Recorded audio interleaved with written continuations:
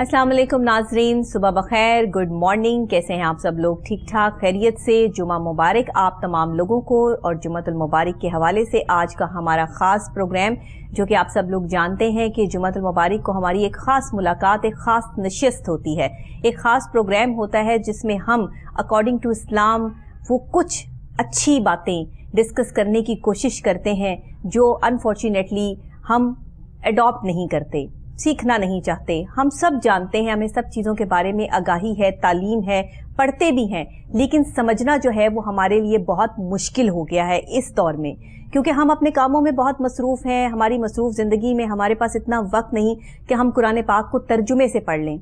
ये कोई बहुत बड़ी बात नहीं, ये बहुत बड़ा अलमिया है।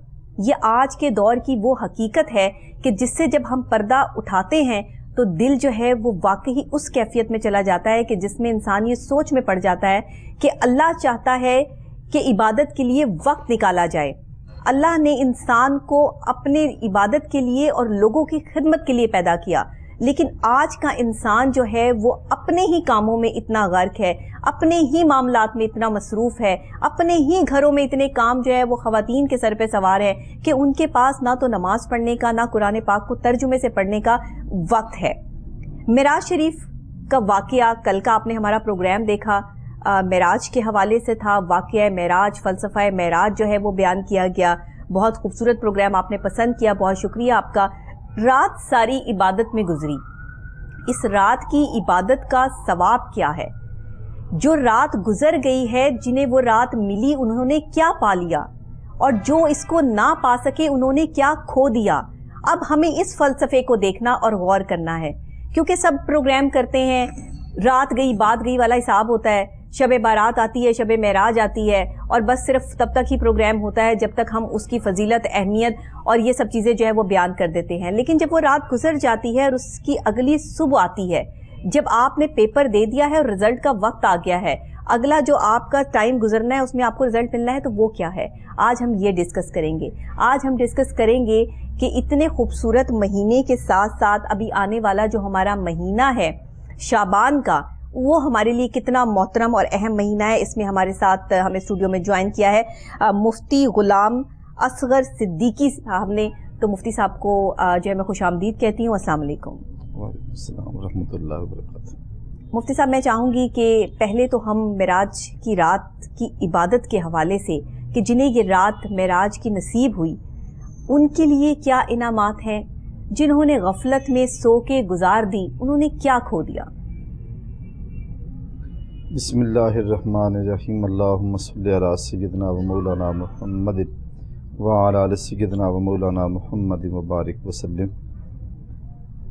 कलाम मजीद फुरकान हमीद की मुतअद्दिद आयात व बय्यनात के अंदर इस शब मेराज का अल्लाह की ज़ात ने तज़किरा बयान फरमाया। बेशक। और ख़ूबसूरत रात और आमज़ी हम दिन की बात करते हैं कि दिन जो है वो हमारा मसरूफ़ होता है, लेकिन रात का जो वक्त होता है वो भी एक इंतहाई बंदे और बंदे के रब का आपस के अंदर एक ख़ास ताल्लुक़। और वो घड़ियाँ जब अल्लाह की ज़ात अपने बंदे के साथ बहुत ज़्यादा करीब होते हैं और बंदे का जो ताल्लुक़ होता है अपने मौला के साथ इतना करीब का होता है कि बंदा जो भी अपने मौला के हुजूर मांगे, इल्तिजा करे, और उसकी ज़ात से कोई भी चीज़ बईद नहीं है, और कोई भी ऐसी चीज़ जो है उससे दूरी नहीं है। अल्लाह की ज़ात अपने बंदे के हर मामले को देख रहे हैं, उसकी सुन रहे हैं, और उसकी इल्तिजाएँ और उसकी जो न्याज़मंदियाँ हैं, और बंदे का जो अल्लाह के साथ जो ताल्लुक़ है, मालिक उसको बहुत अच्छी तरह जानता है। और जो भी इंसान अपने मौला से तकाज़ा करता है, पाक परवरदिगार उसको अता करता है। उन खूबसूरत रातों में जिनकी बहुत ज़्यादा अहमियत हमें कुरान और हदीस के अंदर हमें नज़र आती है, जो बहुत कीमती लम्हात होते हैं, जो बहुत खूबसूरत घड़ियाँ होती हैं, कहीं वो शब कद्र है और कहीं वो शब बारात है और कहीं वो शब मेराज है। शब मेराज यकीनन ہمارے سامعین نے، ناظرین نے گزشتہ ہماری جو پروگرام ہوا اس کو دیکھا، سنا، اس سے استفادہ کیا ہوگا۔ جی دیکھنے کی بات یہ ہے، سوچنے کی، سمجھنے کی بات یہ ہے کہ یہ وہ خوبصورت رات ہے جس کے اندر اللہ کی ذات نے اپنے محبوب صلی اللہ علیہ وسلم کو عالم بالا کی سیر کرائی اور اپنی خوبصورت نشانیاں دکھائیں اور قدرت کے اپنے عظیم مظاہر اپنے محبوب کے سامنے آشکارا فرمائے۔ اور ہم ان گھڑیوں کو، اگر جیسے میں ابھی آپ کی گفتگو سن رہا تھا کہ اگر ہم ان گھڑیوں کو ضائع کر دیں تو یہ ہم کسی اور کا نقصان نہیں کر رہے، کسی اور کا کوئی نقصان نہیں ہے، ہم اپنے ہی ٹائم کو ضائع کر رہے ہیں، اپنی زندگی کے خوبصورت لمحات جو ہیں ہم ویسٹ کرتے جا رہے ہیں، اور ہمیں اس چیز کا احساس نہیں ہوتا کہ ہم زندگی کے کتنی خوبصورت لمحات جو ہیں وہ اپنے آپ سے دور کرتے جا رہے ہیں، اور ہمیں اس چیز کا اندیشہ نہیں ہے، ہم یہ دیکھتے نہیں ہیں، غور نہیں کرتے ہیں کہ کیا پتا کہ آنے والی زندگی کے اندر پھر یہ ہمیں اپنی زندگی کے اندر یہ لمحات ہمیں نصیب ہوں نہ ہوں، یہ ساتھ ہمیں مل سکیں گے یا نہ مل سکیں گے۔ تو یہ بڑی خوبصورت بات آپ نے کہی کہ شب معراج تو گزر گئی، اب ہمیں آنے والے دنوں کے اندر، آنے والے ایام کے اندر، آنے والی ساعتوں کے اندر، آنے والے جو لمحات ہیں ہمیں ان کی قدر کرنی ہے۔ اور اگر انسان دیکھے تو میں تو یوں سمجھتا ہوں کہ انسان کی، ایک مسلمان کی جو حقیقی مسلمان ہے، جس کا تعلق اپنے مولا کی ذات کے ساتھ بہت مضبوط ہے، اس کا تعلق جو ہے اپنے مولا کے ساتھ اتنا مضبوط ہے، تو وہ پھر کیا ہے، اس کی تو ہر شب جو ہے میں سمجھتا ہوں وہ شب معراج ہو جاتی ہے، اس کی تو ہر شب جو ہے وہ شب برات ہو جاتی ہے، اس کی تو ہر شب جو ہے، جو اپنی راتوں کو ضائع نہیں کرتے ہیں، جو اپنی زندگی کے لمحات کو ضائع نہیں کرتے ہیں، تو جب اپنی زندگی کا جو اختصاب کرتے رہتے ہیں اپنے مولا کے حضور، اس کی بندگی کے اندر، اس کی اطاعت کے اندر، اس کی فرما برداری کے اندر، کہیں اپنا تعلق قرآن کی تلاوت کے ساتھ، کہیں اپنا تعلق جو ہے اللہ کی نماز کے ساتھ، عبادت و ریاضت کے ساتھ، مجاہدہ و تقوی و طہارت کے ساتھ، اور اللہ کی بندگی کے ساتھ جو اپنا تعلق مضبوط کر لیتے ہیں، تو ان کی تو ہر رات ہی جو ہے وہ عید بن جاتی ہے اور شب معراج بنتی ہے اور شب برات بنتی ہے۔ اور یہی انسان کی حقیقی کامیابی یہی ہے۔ اللہ کی ذات نے اپنے مقدس کلام میں ارشاد فرمایا وَمَا خَلَقْتُ الْجِنَّ وَالْإِنسَ إِلَّا لِيَعْبُدُونَ، کہ ہم نے انسان اور جنوں کو تو پیدا ہی اپنی عبادت کے لیے کیا ہے، ہم نے انسان کو اپنی عبادت کے لیے پیدا کیا تھا۔ اب کیا ہے کہ یہ اس کی کمزوریاں ہیں، کہ اس کی نفسی خواہشات ہیں کہ وہ دنیا کے اندر آ کے اپنی خواہشات کے پیش نظر کہیں اپنے دیگر مشاغل کے اندر مصروف ہو جاتا ہے اور اپنا زندگی کا جو وقت ہے وہ اسی طرح ضائع کرتا چلا جاتا ہے۔ یہ وہ دور ہے کہ جس دور میں ہمیں اللہ سے توبہ استغفار جتنی ہم کر لیں اتنی کم ہے، کیونکہ ہمارے پاس جس مصروفیت کا ہم نام لیتے ہیں نا کہ ہم مصروف ہیں، اللہ نے ہمیں اس مصروفیت کے لیے اس دنیا میں نہیں بھیجا، ایک دوسرے کا ساتھ دینے کے لیے، لوگوں کی خدمت کرنے کے لیے جذبہ حب الوطنی دے کے جو ہے وہ بھیجا تھا۔ لیکن آج صرف ہمیں اپنی ذات کی فکر پڑی ہے، آج صرف ہم اپنی ذات کے لیے وہ سب کچھ کما لیں، کر لیں، اپنے بچوں کو کسی قابل بنا لیں، سوائے پیسہ کمانے کے دنیا کا کوئی اور غم رہ ہی نہیں گیا لوگوں میں۔ یہ ہم کس طرف چل پڑے ہیں؟ کبھی دولت نے تو اتنی جو ہے وہ آسانی دیکھی نہیں تھی یا اتنی مشکلات آئیں، بڑے بڑے انبیاء اولیاء نے اپنے نفس کو مار کر جتنا کماتے تھے جو ہے داتا گنبخش علی حجویری رحمت اللہ علیہ سب بانٹ دیتے تھے، جتنا کماتے تھے جو ہے بڑے بڑے اولیاء انبیاء یا جو ان کے پاس آتا تھا وہ لوگوں میں بانٹ کے رات کو سکون کی نیند جو ہے وہ اللہ کی عبادت کرتے تھے، سکون کی نیند سوتے تھے۔ اور آج ہم بے چین ہیں، نیند کی گولیاں کھانے پہ مجبور ہو گئے ہیں، آج ہم ڈپریشن کا شکار ہیں، آج ہمارے اندر وہ کیفیت، وہ ایمان کا تقاضا رہ ہی نہیں گیا ہے۔ کیوں؟ کیونکہ ہم ایماندار نہیں ہیں، ہم سچ نہیں بولتے۔ سب سے بڑی بات مجھے آقا کی ایک بات بہت پسند ہے، میں دل سے جو ہے وہ شیئر کرنا چاہوں گی، آپ کے سامنے رکھنا چاہوں گی کہ وہ جو سچ بولتا ہے نا وہ کسی میدان میں نہیں ہارتا، اسے ڈر بھی کسی چیز کا نہیں ہے، اسے خوف بھی نہیں ہے، کیونکہ وہ سچ بولتا ہے۔ اور جھوٹ بولنے والے کو ایک جھوٹ بولنے کے لیے 100 جھوٹ اور جو ہے اس کا سہارا لینا پڑتا ہے، اور پھر ایک دن آتا ہے کہ اس کے جھوٹ کا پول کھل جاتا ہے. تو کیا فائدہ ایسے جھوٹ کا جس کا پلندہ ہم نے اوپر جو ہے وہ ڈالا ہوا ہے؟ اس حوالے سے ہمیں بتائیے کہ یہ رات، جس رات کو ہم نے گزار لیا، اس میں نوافل بھی ادا کر لیے، عبادتیں بھی کر لی، لیکن اللہ کی جو مخلوق ہے اس کو خوش نہیں کیا، لوگوں کے دل توڑے، لوگوں کا حق مارا، لوگوں کی حق تلفیاں کی، اور جا جا کے ہم نمازیں ادا کر رہے ہیں، جا جا کے ہم حج کر رہے ہیں، نام ہم نے رکھ لیا حاجی، اور جو ہے وہ ہر چیز کو ہم نے جو ہے وہ اپنے اوپر جو ہے وہ طاری کر لیا، ہاتھ میں تسبیح پکڑ کے ہم نمازی ہو گئے. یہ ہم کس طرف جا رہے ہیں؟ کس کی غلطی ہے؟ اس پہ روشنی ڈالیے.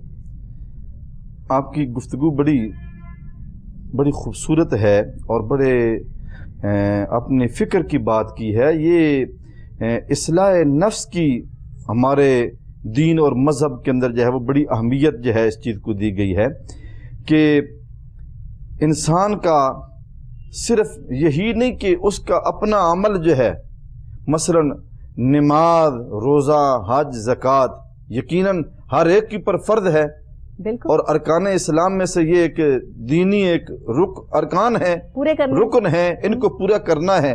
لیکن اس کے ساتھ ساتھ ہماری ایسی بھی زندگی کے ایسے بھی معاملات آتے ہیں کہ ان کا ہمارے اوپر جو ہے وارد ہونا اور ان کے اوپر ہم نے عمل کرنا، یہ ہماری زندگی کا ایک بہت بڑا حصہ ہوتا ہے، بالکل، اور اس کے لیے ہمارے لیے بہت بڑا ایک اجر ہوتا ہے. ہم دیکھتے ہیں کہ احادیث مبارکہ کے اندر آتا ہے، رسول رحمت علیہ الصلوۃ والتسلیم ارشاد فرماتے ہیں کہ قیامت کے دن اللہ اپنے بندے سے مخاطب ہو کے فرمائے گا، میرے بندے، میں دنیا کے اندر بھوکا تھا، تو نے مجھے کھلایا نہیں، میں پیاسا تھا، تو نے مجھے پلایا نہیں، میں ننگا تھا، تو نے مجھے پہنایا نہیں. صحیح. انسان جب یہ بات سنے گا تو حیران ہو کے کہے گا، مولا تو سارے کائنات کو کھلانے والا، تو سارے کائنات کو پلانے والا، کل جہان کو تو پہناتا ہے، تو کیسے پیاسا، تو کیسے بھوکا؟ اللہ کی ذات ارشاد فرمائیں گے کہ تیرے محلے میں، تیری آبادی میں، تیرے رشتہ داروں میں، عزیز و اقارب میں فلاں جو شخص تھا وہ مجبور حال تھا، اس کی کیفیت یہ تھی، وہ بھوکا تھا، وہ پیاسا تھا، اگر تو اسے پہناتا تو تو مجھے پہناتا، اگر تو اسے کھلاتا تو تو مجھے کھلاتا، اگر تو اسے پلاتا تو تو مجھے پلاتا. تو اس کا مطلب یہ ہوا کہ ہمارے ان معاملات کے اندر ہمارے لیے بہت بڑا ایک اجر ہے، بہت بڑا ایک ثواب ہے. یقیناً یہ ایک ایسی چیز ہے کہ اس سے ہماری ذات کو بھی فائدہ ہوتا ہے اور اگلے کی ذات کو بھی فائدہ ہوتا ہے کہ ہم دیکھتے ہیں اب زکوٰۃ، آپ کو کہنا نہیں پڑتا میرے لیے دعا کریں، خود آٹومیٹکلی دل سے دعا نکلتی ہے. ہم دیکھتے ہیں کہ دین کا ایک بہت بڑا حصہ، ایک بہت بڑا رکن جو ہے وہ زکوٰۃ ہے. اب جہاں زکوٰۃ ہم ادا کرتے ہیں تو جہاں پہ کیا ہے کہ ہم اپنے مال کی زکوٰۃ دے رہے ہوتے ہیں، ساتھ ساتھ یہ بھی ہے کہ جو معاشرے کے کمزور لوگ ہوتے ہیں، ضرورت مند ہوتے ہیں، جو مفلوق الحال ہوتے ہیں، یتیم ہوتے ہیں، مسکین ہوتے ہیں، بے آسرا لوگ اور بے سہارا لوگ، جن کا دنیا کے اندر سہارا کوئی نہیں ہے، ہم اپنی زکوٰۃ کی ادائیگی کرتے ہیں تو وہ معاشرے کا پسا ہوا طبقہ جو ہے وہ جب ہم اپنا فرض پورا کر دیتے ہیں تو ان کی بھی حالت جو ہے وہ بہتر ہو جاتی ہے، وہ اپنی ذات کے اندر سٹرانگ ہوتے ہیں اور وہ بھی معاشرے کے اندر برابر سطح کے اوپر جو ہے وہ زندگی بسر کرنے کے قابل ہو جاتے ہیں. نظام رکھا گیا تاکہ کسی کو پتہ بھی نہ چلے اور آپ جو ہے وہ مدد بھی کر دیں اور دوسرے بندے کی جو ہے ضرورت بھی پوری ہو جائے. ہم دیکھتے ہیں کہ اب رمضان کے روزے ہیں، اب رمضان قریب آ رہا ہے کہ جیسے بھی آپ نے گفتگو فرمائی کہ جیسے رجب شریف کے بعد شعبان کا مہینہ آتا ہے اور شعبان کے اور رمضان کے درمیان کوئی دوسرا درمیان میں مہینہ نہیں ہے، کوئی دوسرے ایام نہیں، جیسے شعبان ختم ہوتا ہے ساتھ ہی رمضان جو ہے وہ شروع ہو جاتا ہے. رسول رحمت علیہ الصلوۃ والتسلیم نے ارشاد فرمایا کہ رمضان جو ہے یہ میرا مہینہ ہے، شعبان و شہری و رمضان و شہر اللہ، کہ شعبان یہ میرا مہینہ ہے اور رمضان میرے اللہ کا مہینہ ہے، کہ اس شعبان کو رسول اللہ صلی اللہ علیہ وسلم اپنی ذات کے ساتھ اسے نسبت دیتے ہیں، تو ظاہر ہے کہ جس چیز کی نسبت شان والا مہینہ شعبان کا، شعبان کی جب نسبت رسول اللہ صلی اللہ علیہ وسلم کی ذات اقدس کے ساتھ ہو گئی تو یقیناً شعبان بھی عظمت والا ہو گیا۔ اب رمضان کی نسبت اللہ کے محبوب علیہ السلام نے اللہ کی ذات کی طرف فرمائی تو رمضان بھی عظمت والا، رفت والا، شان والا مہینہ ہو گیا۔ مقام غور یہ ہے کہ رمضان کے روزے اللہ نے فرض فرمائے، اور یہ جو ہماری گفتگو کا جو معاملہ چل رہا ہے، جس تناسب کے اندر، جس کیفیت میں ہم گفتگو کر رہے ہیں کہ انسان کے وہ معاملات جو بندے اور اللہ کی مخلوق کے ساتھ معاملات ہوتے ہیں، اس کے اندر اللہ نے ان کے لیے بڑا اجر رکھا ہے، اور بہت بڑا اس کے اندر اجر ہے، بہت بڑی اس کی فضیلت ہے۔ آپ کہاں مشکلوں سے جو ہے وہ آسانیوں کی طرف نکل جاتے ہیں، کبھی کبھی خدا نہ خواستہ اس طرح سے جو ہے وہ ایکسیڈنٹ ہو جاتے ہیں، لوگ بچ جاتے ہیں، کچھ بھی نہیں ہوتا، پھر لوگ کیا کہتے ہیں، لفظ کیا، جملہ کیا بولتے ہیں، کچھ لیا دیا کام آ گیا۔ جی آپ نے کسی کے ساتھ نیکی کی ہوگی، آپ کے کام آ گئی۔ ہم بھی کسی کو دیکھیں گے کہ اتنا خطرناک ایکسیڈنٹ ہوا اور یہ بندہ بچ گیا، یہ تو پاسبل نہیں تھا۔ یہ اللہ کی ذات ہے جو یہ ثابت کرتی ہے کہ جس نے اللہ کی راہ میں خرچ کیا، جس نے کسی بھی درد مند کی تکلیف کو دور کیا، اللہ اسے کبھی تکلیف میں نہیں ڈالتا، اللہ اس کے حوصلے اور بلند کر دیتا ہے، اس کو اور نوازتا چلا جاتا ہے۔ میں نے لوگوں کو اپنی آنکھوں سے ایسا کرتے دیکھا اور پھر اللہ کو انہیں نوازتے بھی دیکھا۔ یہ سب چیزیں دنیا والے دنیا میں رہ کے دیکھتے ہیں، تو ان سے ہمیں سیکھنا چاہیے کہ اگر وہ لوگ ایسا کرتے ہیں، وہ اس قابل ہیں کہ اللہ نے ان کو نوازا ہے، تو آپ بھی اپنے اندر ایسی ہیبٹس لے کر آئیں کہ جس سے آج ہمیں یہی نہیں پتا مفتی صاحب ساتھ والے گھر میں کوئی بیمار ہے، کسی کے پاس کوئی پیسہ ہے نہیں ہے، کسی نے جو ہے وہ اپنے بل جمع کرائے نہیں کرائے، کسی کے گھر کا کرایہ گیا نہیں گیا، کسی کے حالات اور معاملات کیا ہیں، کسی کے گھر میں کھانا پکا یا نہیں پکا۔ آج ہم اتنے سیلفش ہو چکے ہیں کہ جو ہم پکاتے ہیں وہ ہم خود ہی کھا جاتے ہیں، بانٹنے کا کانسیپٹ ختم ہو گیا۔ ہم جس سوسائٹی میں رہتے ہیں، ایک تو یہ ہمارا معاشرہ سوسائٹی ہے نا، ایک وہ جگہ جو آج کل سوسائٹیز بن گئی ہیں، جگہ جگہ جو ہاؤسنگ سوسائٹیز بن گئی ہیں، وہاں رواج کیا ہے کہ ساتھ والے گھر میں اس ساتھ والے گھر کو نہیں پتا ہوتا کہ اندر کون رہ رہا ہے، لوگ اتنی خاموشی سے زندگی گزار رہے ہوتے ہیں۔ تو یہاں اگر ہم بانٹنے کا کانسیپٹ سٹارٹ کر دیں، اگر ہم کوئی چیز بنائیں اور ساتھ والے گھر میں بھی بھیج دیں، تو آپ دیکھیے کہ ہو سکتا ہے کہ وہاں سے آپ کا ایک نئے اچھے تعلق کا آغاز ہو، اور کبھی آپ مشکل میں ہو اور آپ کا ہمسایہ کام آ جائے، کیونکہ سب سے پہلا رشتہ دار تو ہمسایہ ہوتا ہے نا۔ لیکن آج کل ہمیں تو ان چیزوں کی فکر نہیں ہے، کسی نے ہمارے گھر کے آگے کوڑا ڈال دیا تو ہم لڑنے میں شیر ہیں۔ ہاں، لڑائی کرنے میں جو ہے وہ ہم نمبر 1 ہیں، کیونکہ ہمیں جہاں نظر آئے گا کہ ساتھ والے ہمسائے نے کچھ کیا ہے یا اس کے بچے نے کچھ کیا تو ہم لڑنے پہنچ جائیں گے، فائرنگیں ہو جاتی ہیں، قتل و غارت ہو جاتا ہے۔ یہ ہمارے معاشرے کا رواج بن گیا ہے۔ کیوں؟ رسول رحمت علیہ الصلوۃ والتسلیم نے ارشاد فرمایا، المسلم اخو المسلم، کہ ایک مسلمان جو ہے وہ دوسرے مسلمان کا بھائی ہے۔ یعنی عام عظیم معاشرے کے اندر جو ہے جس کو زیادہ ایک اہمیت دی جاتی ہے وہ ایک بھائی چارے کو دی جاتی ہے۔ تو پھر ارشاد فرمایا کہ ایک مسلمان کا دوسرے مسلمان کے ساتھ جو تعلق ہے وہ ایک بھائی والا تعلق ہے۔ اور اسلام تو وہ ایک خوبصورت دین ہے کہ جہاں صرف مسلمان کے حقوق نہیں بیان کیے، ہمارے دین کے اندر تو غیر مسلم کے بھی حقوق بیان کیے جاتے ہیں کہ تم کسی غیر مسلم کے اوپر بھی ظلم نہ کرو، زیادتی نہ کرو۔ اور یہاں تک یہ بات ارشاد فرمائی گئی، اللہ کے محبوب علیہ السلام نے فرمایا کہ جو مسلمان کسی غیر مسلم پہ اگر ظلم کرتا ہے، زیادتی کرتا ہے، تو فرمایا قیامت کے دن میں اس غیر مسلم کا وکیل بن کے میں اس کو اس کا حق لے کے دوں گا۔ تو یہ چیز ہمارے لیے بڑی اہمیت کی حامل ہے کہ دین جو ہے، ہمارا دین جو ہے وہ اپنے ماننے والوں کو ہر طرح کی ان کی تربیت، ان کی اخلاقی تربیت اور ان کے تمام جہاں ان کے فرائض، ان کی عبادات کا ذکر ہوتا ہے، وہاں پہ ان کے حسن معاملات کا بھی ذکر ہے۔ یہ ارشاد فرمایا گیا کہ المسلم اخو المسلم، مسلمان جو ہے وہ دوسرے مسلمان کا بھائی ہے۔ یہ کیسے ہو سکتا ہے کہ ایک بھائی جو ہے وہ اپنے بھائی کے اوپر ظلم کرے؟ آج ہم دیکھتے ہیں کہ ہمارے ہاں یہ بھی چیزیں، حقیقی بھائی کے ساتھ بھی ظلم ہو رہا ہے، حقیقی بھائی کے ساتھ بھی زیادتی ہو رہی ہے، ایک دوسرے کے حق مارے جا رہے ہیں اور ایک دوسرے کے ساتھ زیادتیاں کی جا رہی ہیں۔ اور یہاں تک ہم یہ بھی دیکھتے جاتے ہیں کہ رسول کریم علیہ الصلوۃ والتسلیم نے فرمایا کہ اس کو چاہیے یہ کہ یہ اس کے ساتھ کسی قسم کی ظلم نہ کرے، اس کے ساتھ زیادتی نہ کرے. اور مسلمان ہوتا ہی وہی ہے. مسلمان کے لفظ کے اوپر اگر غور کرے کہ مسلمان وہ ہوتا ہے جو اللہ اور اس کے رسول کے احکام کے آگے اپنا سر جھکا دیتا ہے، وہ اس کے احکام کی بجاوری کرتا ہے اور اس کے حکم کی فرما برداری کرتا ہے، اس کی حکم کی خلاف ورزی نہیں کرتا، وہ مسلمان ہوتا ہے. ارے وہ کیسا مسلمان ہے کہ وہ دوسرا کا حق بھی مارتا ہے، ظلم زیادتیاں بھی کرتا ہے، اور یہاں تک کہ دوسروں کے اوپر زیادتیاں بھی کرتا جا رہا ہے. اور پھر ہم یہ بھی دیکھتے جا رہے ہیں کہ وہ ایک دوسرے کے حقوق بھی غصب کرتا ہے، اور پھر نمازیں بھی چل رہی ہیں، تسبیحیں بھی چل رہی ہیں. اور کیا ہے کہ ہم ایک دوسرے کے حقوق بھی مارتے چلے جا رہے ہیں. میں نے ایسے رشتہ دار دیکھے ہیں معذرت کے ساتھ، نمازیں بھی پڑھیں گے، جا کے حج بھی کرائیں گے، اور اپنے ہی رشتہ داروں کے حق پر جو ہے وہ سانپ بن کے بیٹھ جائیں گے. جو یتیم بچے ہیں ان کا مال ہڑپ کر جائیں گے، اپنے گھر میں ہی اپنے بھائی جس کی اگر حالت کوئی بیچارے کی ایسی ہے کہ اس کے پاس پیسہ نہیں ہے اس کو نہیں دیں گے، باہر لوگوں کو بانٹتے پھریں گے. یہاں تک لوگوں کی کیفیت ہو گئی ہے کہ بہن بھائیوں میں آپس میں ایسی دراڑیں پڑ گئی ہیں کہ ایک دوسرے کو دیکھنا پسند نہیں کرتے.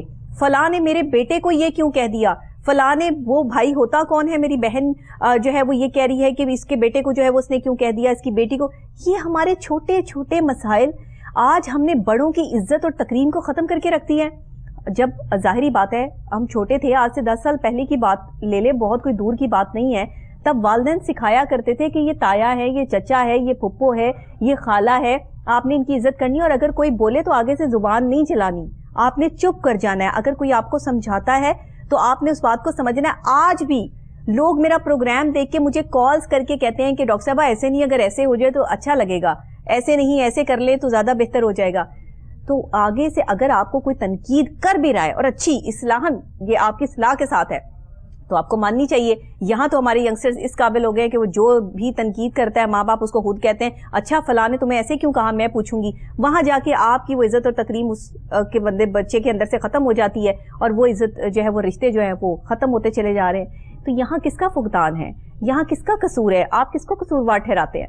میں تو یہ سمجھتا ہوں ڈاکٹر صاحبہ کہ ہم نے اپنے دین کو سمجھا نہیں ہے.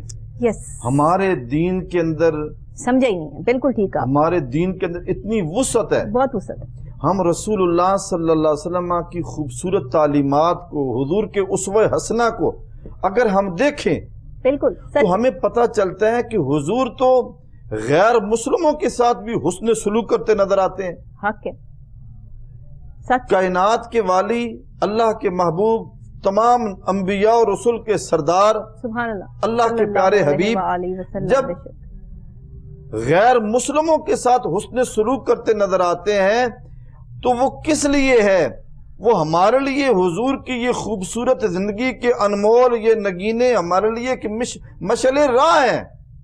ہم دیکھیں کہ حضور کی خوبصورت تعلیمات، حضور کے افکار، حضور کے نظریات، حضور کے خوبصورت یہ خیالات، یہ خوبصورت نگینے ہمارے لیے یہ خوبصورت ایسی راہیں ہیں کہ ہم ان کے اوپر چل کے اپنی زندگی کو خوبصورت بنا سکتے ہیں. اور حضور کے نقش قدم کے اوپر چل کے معاشرہ جو ہے وہ ایک خوبصورت جو ہے وہ ایک باغ کی، ایک خوبصورت جو ہے وہ گلستان کی صورت اختیار کر سکتا ہے. یہ معاشرے کے اندر یہ جو طبقاتی جو فاصلہ پیدا ہو گیا، اس کے سارے معاملات ہم حضور کی تعلیمات کو لے کے ہم دیکھتے ہیں کہ حضور تو غیر مسلموں کے ساتھ عوام تک پہنچا کیوں نہیں پائے مفتی صاحب معذرت کے ساتھ؟ اس کے اندر جو ہے صرف ایک کہاں کمی رہ گئی؟ اس کے اندر صرف ایک جگہ پہ کمی نہیں ہے، اس کے اندر اہل علم کی بھی کمی ہے کہ وہ بھی اپنا وہ ان کی عمومی طور پہ جو ہے انہوں نے صرف عبادات کو فوکس کیا، انہوں نے عبادات کو مد نظر رکھا کہ نماز کی اہمیت ہے، روزہ کی اہمیت ہے اور حج کی اہمیت ہے، لیکن وہ بھی لوگ دل سے نہیں پڑھتے، روزہ رکھ کے بھی جو ہے وہ ایسی حرکتیں کرتے، فلمیں دیکھنے بیٹھ جاتے ہیں، حقیقت میں ہم نے گانے سنتے ہیں.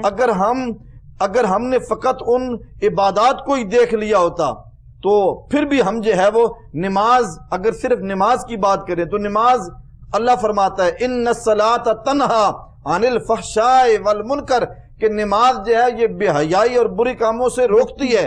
اگر ہم نے حقیقی معنوں میں نماز پڑھی ہوتی، ہم بے حیائی سے رک جاتے، برے کاموں سے رک جاتے۔ برے کام کیا ہیں؟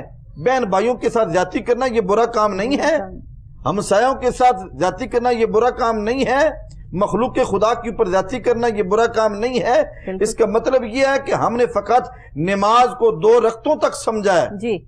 ہم نے نماز کا جو اصل جو عبادت تھی، عبادت کی جو روح تھی، ہم نے اس روح کو نہیں لیا۔ جو نماز کا جو مقصد تھا، جو عبادت کا مقصد تھا، نماز کس لیے پڑھی جاتی ہے؟ نماز اس لیے پڑھی جاتی ہے کہ اللہ راضی ہو۔ روزہ کس لیے رکھا جاتا ہے؟ کہ اللہ راضی ہو۔ یہاں ہم اس لیے روزہ اور نماز کرتے ہیں تاکہ اللہ ہمیں پیسے دے دے، ہمیں بڑی گاڑی دے دے، ہمیں بڑا گھر دے دے، ہمارے بچوں کو جو ہے وہ اس قابل بنا دے کہ وہ ہماری عزت کرے، ہم انہیں تربیت دیں نہ دیں، اللہ اس قابل بنا دے بس۔ سوداگری کرتے چلے آتے ہیں، یہی ہو رہا ہے مفتی صاحب، یہی ہو رہا ہے نا۔ ہم دیکھتے ہیں کہ ہم نے دین کو ایک بہت محدود جو ہے، دین جو ہے وہ صرف عبادت کا نام نہیں ہے، دین کے اندر معاملات بھی ہیں، اخلاقیات بھی ہیں اور حسن معاشرت بھی ہے، سب کچھ ہے دین کے اندر۔ یہ نہیں فرمایا گیا، رسول کریم علیہ السلام نے نہیں فرمایا الراشی والمرتشی کلاہما فی النار، کہ جو رشوت دیتا ہے اور جو رشوت لیتا ہے وہ دوزخ میں ہے۔ دوزخ میں، بالکل ہمیں پتہ۔ اچھا آج یہی ہو رہا ہے، رشوت کے بغیر کام ہی نہیں ہوتا، سود کو حرام قرار دے دیا، کہہ دیا کہ اللہ سے کھلی جنگ ہے۔ آج جگہ جگہ پہ لوگ جو ہے وہ قسطوں پہ چیزیں جو ہے وہ اپنے گھر میں رکھ کر بیٹھے ہیں اور وہ سود ان کے اوپر ایسا چڑھتا ہے کہ وہ قسطیں ہی نہیں اترتی۔ کسی نے 1000 روپے پہ بھی اگر کوئی چیز لے کر اپنے گھر میں رکھ لی ہے نا، تو پتہ نہیں اللہ کی طرف سے کیا ایسی بات ہے کہ یہ قسطوں کی چیزیں انسان کو تباہ و برباد کر دیتی ہیں، کیونکہ اس پہ سود ہے، آپ اس پہ سود دے رہے ہیں۔ ہم دیکھتے چلے جاتے ہیں کہ ہمارے دین کے اندر جو ہے حسن معاملات کا اور حسن اخلاق کا بڑا ایک جو ہے وہ اہم کردار ہے۔ بالکل۔ اور ہم دیکھتے ہیں کہ رسول کریم علیہ الصلوۃ والتسلیم نے ارشاد فرمایا کہ اگر ایک مسلمان دوسرے مسلمان کی خیر خواہی کے لیے چلتا ہے، اس کے دکھ کو مٹانے کے لیے، اس کی تکلیف کو دور کرنے کے لیے، اس کی پریشانی کو دور کرنے کے لیے اگر وہ کوئی قدم اٹھاتا ہے جی، حضور فرماتے ہیں کہ اللہ کی ذات اس کے ایک ایک قدم کے اوپر جو ہے اس کے ایک ایک گناہ مٹا دیتے ہیں۔ بالکل۔ اور اس کے ایک ایک قدم کے اوپر اس کے نام اعمال کے اندر ایک نیکی لکھ دی جاتی ہے اور اس کا ایک ایک درجہ جو ہے وہ بلند کر دیا جاتا ہے۔ اور حدیث پاک کے اندر تو یہاں تک آیا، محبوب کریم علیہ السلام نے ارشاد فرمایا کہ جو انسان کسی مسلمان کی کسی کی بھلائی کے لیے، بہتری کے لیے کوشش کرتا ہے، وہ قدم اٹھاتا ہے، اللہ کی ذات ملائکہ کو حکم دیتے ہیں کہ میرا بندہ میرے راستے میں چل پڑا ہے، میرے ملائکہ تم اس کے لیے اپنے ہاتھوں کو اٹھاؤ اور اس کے لیے استغفار کرو اور اس کے لیے اللہ سے معافی طلب کرو، اور اس کے اوپر جو ہے اللہ کی ذات جو ہے اپنی رحمت کا سایہ فرما دیتا ہے۔ اچھا یہ دیکھیے مفتی صاحب، میں ایک چیز پہ بڑی حیران ہوتی ہوں، جب ہم کبھی بہت زیادہ پریشان ہوتے ہیں، تکلیف میں ہوتے ہیں، اللہ ہمیں اس وقت بہت زیادہ یاد آتا ہے، اور جب ہم خوش ہوتے ہیں، ہمارے پاس پیسہ ہوتا ہے، دولت ہوتی ہے، لینڈ کروزریں ہیں، موبائل فون ہیں، آئی فون لیے ہیں، یہ وہ سب کچھ، شکر ادا کرنے کی ہمت نہیں ہوتی، کیوں؟ بہادر شاہ ظفر نے بڑی خوبصورت بات کہی تھی کہ ظفر آدمی اسے نہ جانیے گا، ظفر آدمی اسے نہ جانیے گا، خواہ کیسا ہی ہو صاحب فہم و ذکا، جسے عیش میں یاد خدا نہ ہو، جسے عیش میں خوف خدا نہ ہو، خوف خدا نہ ہو۔ صحیح بات جی، جب عیش آ جائے، ہمارے پاس اللہ کی نعمتیں آ جائیں، اچھا گھر مل جائے، اچھی سواری مل جائے اور اچھے معاملات مل جائیں، تو پھر ہمیں خداوند کریم کی ذات جو ہمیں بھول جاتی ہے۔ ایک شکر ہی تو ادا کرنا ہے جی۔ مالک فرماتا ہے نا کہ میں ہوں دینے والا، جب میں تمہیں عطا کرتا ہوں لَإِن شَكَرْتُمْ لَأَزِيدَنَّكُمْ، میری نعمتوں کو تم پا کے تم مجھے بھول نہ جانا، فَاذْكُرُونِي أَذْكُرْكُمْ، تم مجھے یاد کرو میں تمہیں یاد کروں گا، لَإِن شَكَرْتُمْ لَأَزِيدَنَّكُمْ، اگر تم میرا شکر ادا کرو گے تو میں تمہیں اور زیادہ عطا کروں گا۔ اور پھر کہہ دیا کہ تم میرے ذکر کو عام کرو، میں تمہیں جو ہے وہ مخلوق میں قابل قدر بنا دوں گا، تمہاری عزت احترام ہوگی۔ تو جب قرآن پاک یہ کہہ رہا ہے ترجمے سے پڑھنے کی ضرورت ہے، مفتی صاحب ہم ترجمے سے نہیں پڑھتے، بچوں کو نہیں پڑھاتے، عربک قاری صاحب آتے ہیں وہ عربک پڑھاتے ہیں، پڑھا کے جو ہے وہ قرآن پاک بچے ختم کرتے ہیں، اور جو ہے وہ ان کی قرآن خوانی کی جو ہے وہ تقریب ہوتی ہے، ان کو ہار پہنائے جاتے ہیں، بڑی خوشی کی بات ہے کہ بچے نے قرآن پاک ختم کیا۔ ذرا بچے سے یہ پوچھ لیں کہ اس نے کیا پڑھا، اسے سمجھ آئی کہ اللہ نے کیا کہا ہے. ایک بھی عربی کے لفظ کا ترجمہ اس کو پتا ہے کہ اس نے کیا کہا. یہی قرآن پاک اگر وہ قاری صاحب جو ہے یا وہ ماں باپ جو ہے وہ اس بچے کو جو ہے وہ ترجمے کے ساتھ پڑھائے تو کیا وہ یہ نہیں سمجھے گا جب تک وہ پھر اس نوبت تک پہنچے گا کہ اس نے قرآن پاک ختم کرنا ہے تب تک وہ ایک بہترین انسان بن چکا ہوگا. میں جب چھوٹی تھی تو ہمارے ایک قاری صاحب آتے تھے, میں نے یہ بات ان سے سیکھی. انہوں نے مجھے کہا بیٹا میں آپ کو عربی میں قرآن پاک پڑھا دوں گا لیکن اس کا آپ کو کوئی فائدہ نہیں ہوگا. جس وقت آپ 7-8 سال کی ہوں گی قرآن پاک ختم کریں گی اس وقت تک آپ کو سمجھ آ چکی ہوگی کہ اللہ تعالیٰ بندے سے کیا کہہ رہا ہے, تو آپ ترجمے سے قرآن پاک پڑھیں گی. اور میں نے ایک ایک لفظ ترجمے سے پڑھا, پھر میری والدہ نے مجھے ترجمے سے قرآن پاک پڑھایا. تو یہ 7 دفعہ میں نے قرآن پاک کو ترجمے سے پڑھا بچپن میں, اس چھوٹی عمر میں. تب جا کے میں نے یہ سمجھا. شاید ہم آج بھی نہیں سمجھ پائے, بہت غلطیاں کوتاہیاں, گناہ گار ہیں, سیاہکار ہیں, بدکار ہیں, لیکن پھر بھی کم سے کم ہم گناہ کرتے ہوئے 100 دفعہ سوچیں گے ضرور کہ اللہ اس پہ ناراض ہوگا, اور گناہ کرتے ہوئے کوئی نہیں دیکھ رہا لیکن اللہ تو دیکھ رہا ہے, اس کو جان دینی ہے. تو اس آس پہ آج تک کوئی ایسا گناہ کیا نہیں. آگے اللہ جو ہے وہ معاف کرے, کچھ کہہ نہیں سکتے کہ کب کہاں آپ سے کون سا گناہ جو ہے سرزد ہو جائے, لیکن اگر یہ خوف ہم سب کے دل میں آ جائے کہ اللہ دیکھ رہا ہے تو معاشرہ ٹھیک نہ ہو جائے.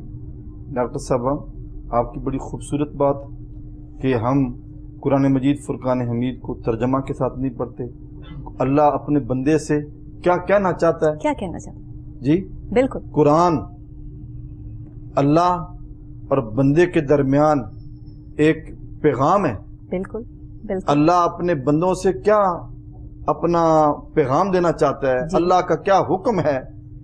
عام ازیں ہم نے آج قرآن کے ساتھ جو ہے اتنی زیادتی کی ہے کہ ہم قرآن کو, میں تو یوں سمجھتا ہوں کہ ہم تو اپنے معاشرے کے اندر دیکھ رہے ہیں کہ ہم قرآن کو رسمن بھی نہیں پڑھتے ہیں. جی ہم تو کوئی فوت ہو جائے, کسی کے کل خوانی ہو, کسی کا 40واں ہو, وہاں جا کے قرآن پاک جو ہے وہ سپارے ہم نے کھولے ہوں گے اور ہم ایک دوسرے سے جو ہے وہ باتوں میں خواتین جو ہے وہ لگی ہوئی ہوں گی. اچھا یہ سوٹ تم نے کہاں سے لیا ہے, اچھا یہ دوپٹہ تمہیں بہت اچھا لگ رہا ہے. بھائی تم کسی کے مرنے پہ آئے ہو, کسی کے گھر کی جو ہے وہ فوتگی ہو گئی ہے, اس کے گھر کا اس کا سہارا چلا گیا ہے, اس نے تمہیں بلایا ہے کہ تم قرآن پاک پڑھو, اللہ سے توبہ استغفار کرو, وہاں پہ یہ باتیں چل رہی ہوتی ہیں. اچھا آج میں نے گھر میں یہ پکایا, قرآن سپارہ سامنے کھلا ہوا ہے, میں نے اپنی آنکھوں سے یہ حالات دیکھے ہیں. یہ ہمارے معاشرے کا حال ہو چکا ہے. آپ مجھے بتائیں یہاں پہ اللہ نے ہماری کیا سننی ہے؟ پھر بھی اللہ کتنا رحیم و کریم ہے کہ وہ ہمارے گناہوں پہ ہماری پکڑ نہیں کرتا. وہ چاہے تو ایسا برباد کرے کہ 1 منٹ میں ایک طوفان آئے اور سب ملیا میٹ ہو جائے, لیکن دیکھیے کہ وہ ہمیں کتنے مواقع دیتا ہے کہ بندے اب بھی سدھر جا, اب بھی سدھر جا, اب بھی وقت ہے, باز آ جا, لیکن ہم باز ہی نہیں آتے. ڈاکٹر صاحب ہماری جو گفتگو ہے یہ زمینی حقائق کے بالکل مطابق ہے. جی بالکل ہماری گفتگو آج کا جو پیغام ہے وہ زمینی حقائق کے بالکل مطابق ہے کہ ہم قرآن سے بالکل ہٹے ہوئے ہیں.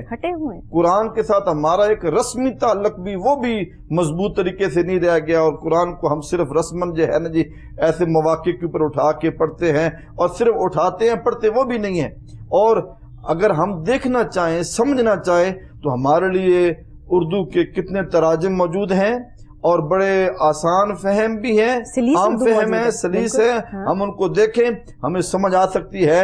اور پھر جو انسان اس کے اندر کوشش کرتا چلا جائے اور اس کو اس پیغام کو سمجھنا چاہے, غور کرے, اگر وہ بندہ اس طرف کوشش کرے جی تو پھر ہم دیکھتے ہیں کہ انسان کی زندگی کے اندر ایک انقلاب پیدا ہوتا ہے, اس کی زندگی کے اندر ایک حقیقی تبدیلی پیدا ہوتی ہے, اور اس کا تعلق جو اپنے مولا کی ذات کے ساتھ وہ مضبوط ہو جاتا ہے, اور اس کی زندگی کے اندر بہتری آتی ہے. وہ پھر اپنی عبادت کے اندر بھی جو ہے وہ بڑی خوبصورتی جو ہے وہ اختیار کر لیتا ہے, اور اپنے معاملات کے اندر بھی وہ مخلوق خدا کے ساتھ ایک بڑا باہر کے ممالک میں مفتی صاحب عمر لا موجود ہے, اور ہم کہاں ہیں؟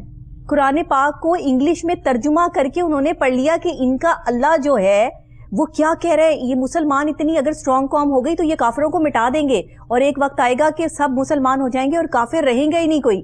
تو انہوں نے اس چیز کو اڈاپٹ کر لیا کہ اگر یہ مسلمان اکٹھے ہو گئے تو یہ تو ہمیں چھوڑیں گے نہیں, ہمارا تو جو ہے وہ ذرہ ذرہ مٹا دیں گے, کیونکہ ان کا اللہ کہہ رہا ہے. ان کا ایمان دیکھیے اور ہمارے ایمان دیکھیے. ہم نے قرآن پاک کو طاق میں رکھ دیا, ہم نے اس کو ترجمے سے پڑھنے کی جو ہے وہ کوشش ہی نہیں کی, اپنے بچوں کو سمجھانے کی کوشش ہی نہیں کی کہ اللہ ہم سے کہہ رہا ہے کہ اگر ہم اکٹھے ہو گئے تو ہمیں کوئی توڑ نہیں سکتا, اور اگر ہم جو ہے الگ الگ ہو گئے تو پھر ہمیں تباہی اور بربادی سے کوئی بچا نہیں سکتا. تو آج وہ دور ہے جس وقت میں ہمیں یہ سمجھنا ہے کہ ہمیں اکٹھے ہونا ہے, ایک اکٹھے ہو کے ہمیں اپنے ملک کے لیے، اپنے گھر کے لیے، اس کو بچانے کے لیے کچھ اقدامات کرنے ہیں، کچھ معاملات اللہ کے سامنے رکھنے ہیں۔ آپ جیسے علامہ مفتی صاحب، میں تمام لوگوں سے گزارش کرتی ہوں کہ آپ ہمارا ملک کا سرمایہ ہیں، آپ ہمارے لیے اسلام پھیلانے کا ذریعہ ہیں۔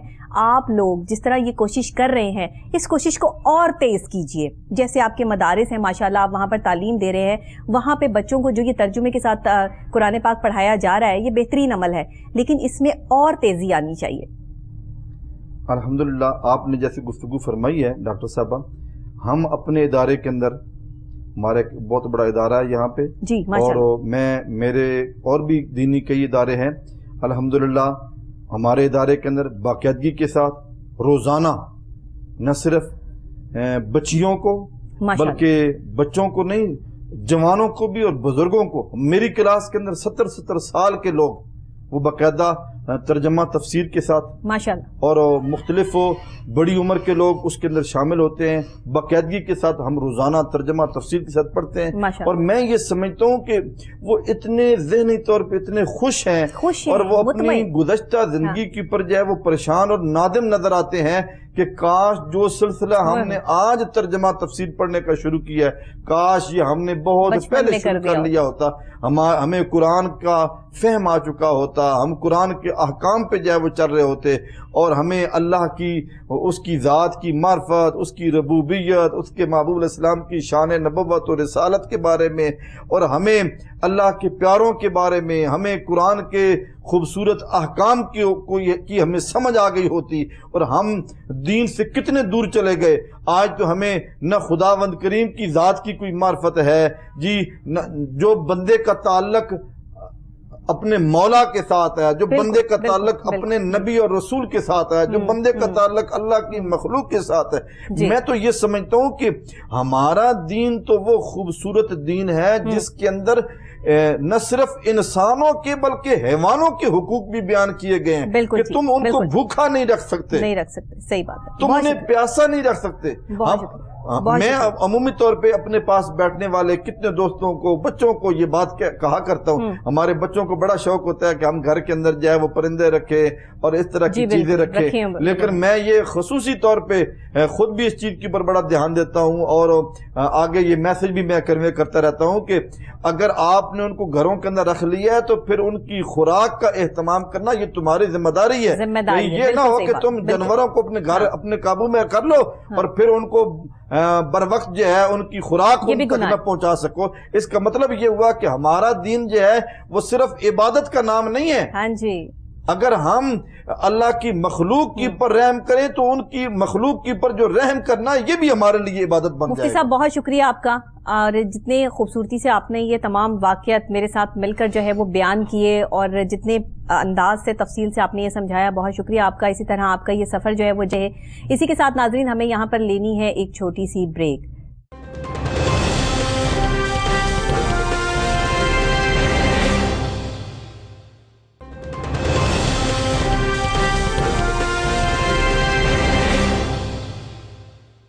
ویلکم بیک ناظرین، دوبارہ سے خوش آمدید کہتے ہیں کوہ نور ایٹ 9 میں، اور جیسے کہ آپ کو معلوم ہے کہ جمعۃ المبارک کے حوالے سے یہ ہمارا خاص پروگرام ہے، اور یہ جو ہمارا آخری حصہ ہوتا ہے یہ نعت رسول مقبول صلی اللہ علیہ وآلہ وسلم ہم پیش کرتے ہیں بارگاہ رسالت میں، اور کوشش کرتے ہیں کہ یہ چھوٹی سی ہماری نیکی جو ہے وہ قبول و منظور فرمائے اللہ۔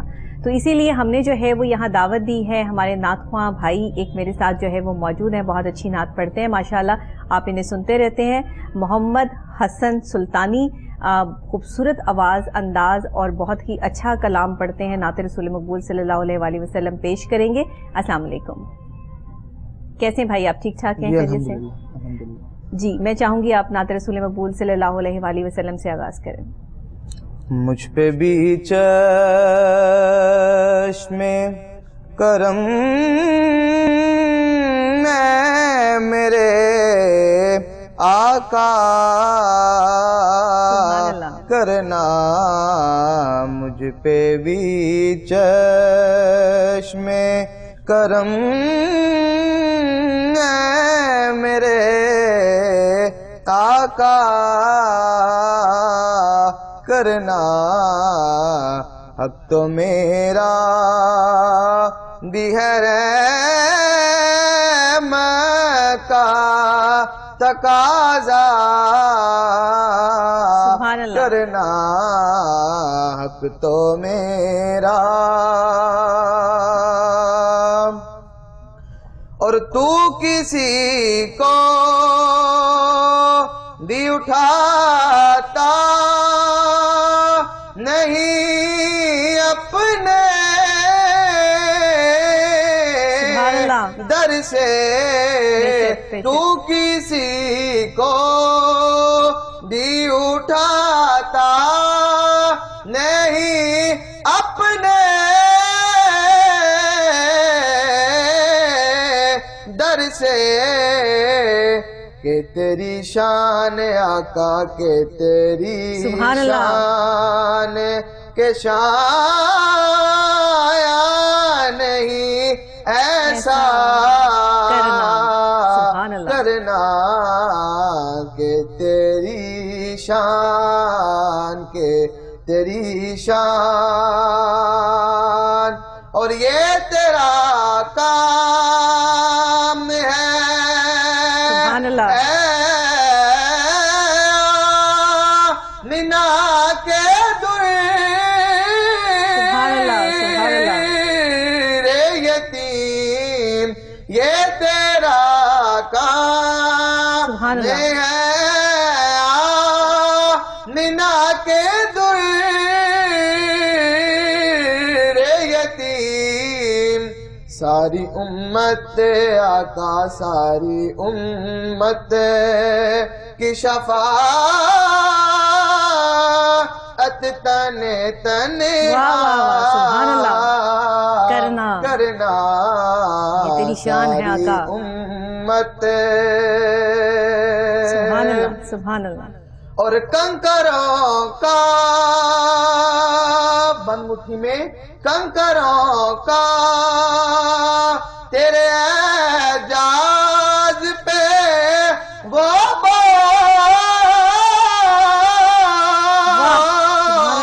اٹھنا، کنکروں کا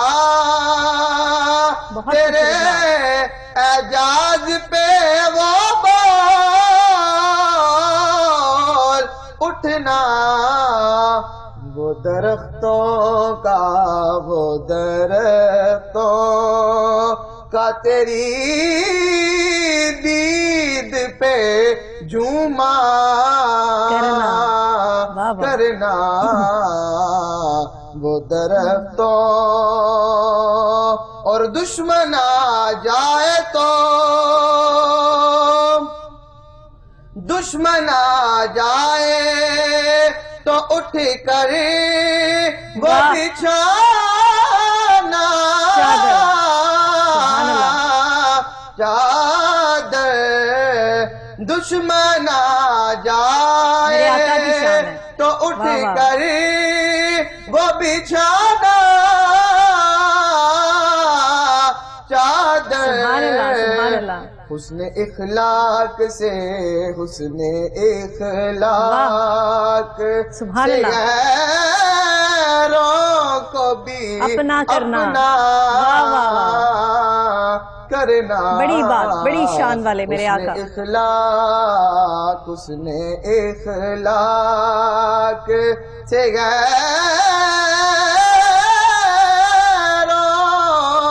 کو بھی اپنا کرنا، مجھ پہ بھی چشمے کرم، اور مقطع ہے جی، کہ مجھ پہ محشر میں نصیر ان کی نظر پڑے ہی گئی، مجھ پہ محشر میں نصیر ان کی نظر پڑے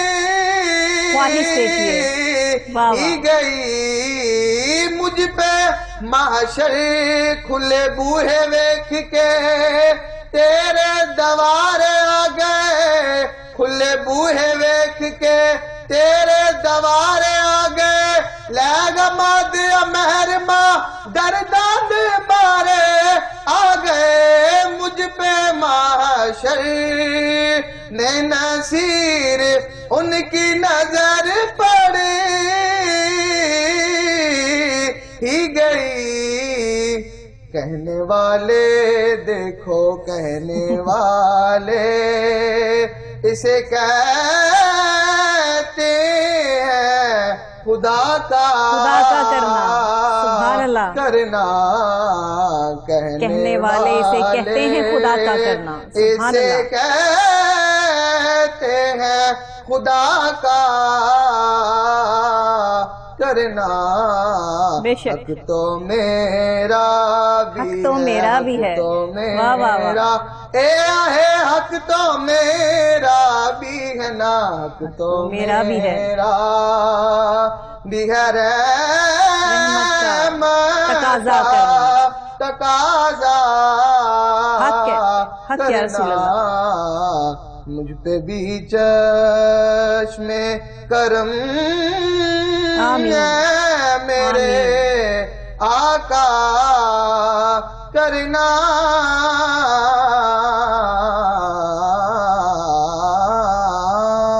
سبحان اللہ. سبحان اللہ. بہت اونچے سروں میں آپ نے یہ جو نعت پیش کی ہے ماشاءاللہ. دل کی کیفیات کو جو آپ نے اجاگر کیا ہے. اور حق تو میرا بھی ہے رحمت کا تقاضا کرنا. بالکل ہم سب کا حق ہے. ہم سب مسلمان جو ہے وہ یہ حق رکھتے ہیں. لیکن ضرورت صرف اس چیز کی ہے کہ اس دور میں ہم کتنے ایماندار ہیں, کتنے سچے ہیں. بہت شکریہ آپ کا حسن سلطانی صاحب کہ آپ نے بہت خوبصورت نعت رسول مقبول صلی اللہ علیہ وآلہ وسلم پیش کی, ہمیں سنائی. بہت اچھا. میں بھی فیض یاب ہوئی اور جو ہے ہمارے ناظرین بھی فیض یاب ہوئے سے. انشاءاللہ پھر بھی ہم آپ کو جو ہے وہ پروگرام میں دعوت دیتے رہیں گے. ناظرین اس کے ساتھ آج کا پروگرام آپ کو کیسا لگا مجھے ضرور بتائیے گا. جمعۃ المبارک کو آپ ہمارا خاص پروگرام دیکھتے ہیں. ایک خاص انداز سے دل کی کیفیات, محبت, چاہت کا یہ عالم جو ہے نظارہ کچھ اور ہوتا ہے. آج بھی جمعۃ المبارک کے خاص دن کے موقع پہ یہ پروگرام جو پیش کیا, یہ نیکی جو ہم یہاں بیٹھ کر ہر جمعے کو کوشش کرتے ہیں کہ اللہ کی بارگاہ میں قبول ہو جائے, آپ لوگ اسے کتنا پسند کرتے ہیں میرے ساتھ ضرور شیئر کیا کریں. اسے آپ یوٹیوب پہ بھی پروگرامز کو دیکھ سکتے ہیں. جب آپ کوہ نور @9 لکھیں گے ود ڈاکٹر نبیہ علی خان تو آپ کو پروگرام کی تمام لسٹ جو ہے وہ وہاں مل جائے گی. جو پروگرام مس ہو جائے کریں وہ وہاں دیکھ لیا کریں. اپنے دوستوں کے ساتھ بھی شیئر کریں کیونکہ یہ ایک ایسا انفارمیٹیو پروگرام ہے جو بہت کم لوگ سمجھتے ہیں, لیکن جو سمجھتے ہیں پھر ان کے معاملات جو ہے وہ کہیں اور حل ہو جاتے ہیں. اسی کے ساتھ اچھی سی دعا, اچھے سے پیار, اچھی سی محبت کے ساتھ کہ آپ جہاں رہیے خوش رہیے, ہنستے رہیے, مسکراتے رہیے اور اپنے ساتھ رہنے والوں کا بہت بہت بہت زیادہ خیال رکھیے. کل صبح انشاءاللہ سیم ٹائم سیم چینل آپ سے پھر دوبارہ ملاقات ہوگی یہیں اسی وقت. تب تک کے لیے ڈاکٹر نبیہ علی خان کو اجازت دیجیے. اللہ نگہبان.